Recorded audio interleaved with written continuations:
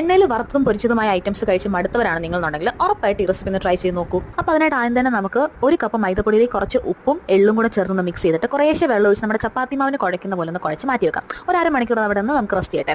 അപ്പോൾ ഇതിന് നമുക്ക് നമ്മുടെ ഫില്ലിംഗ് ഉണ്ടാക്കാം. അതിനായിട്ട് ഒരു പാനിലോട്ട് കുറച്ച് നെയ്യും കുറച്ച് കാഷ്യൂനട്ടും കൂടെ ഒന്ന് റോസ്റ്റ് ചെയ്തെടുത്തതിന് ശേഷം തൊട്ട് പുറകെ തന്നെ 2 കപ്പ് ഏത്തക്കാപ്പഴം കൂടെ ചേർത്ത് കൊടുക്കാം. ഇത് നന്നായിട്ട് വഴന്ന് വരുമ്പോഴത്തേക്കും നമുക്ക് കുറച്ച് പഞ്ചസാരയും കുറച്ച് ഏലക്കാപ്പൊടിയും കൂടെ ചേർത്തൊന്ന് മിക്സ് ചെയ്യുമ്പോഴത്തേനും നമ്മുടെ ഫില്ലിംഗ് ഇവിടെ റെഡിയായി.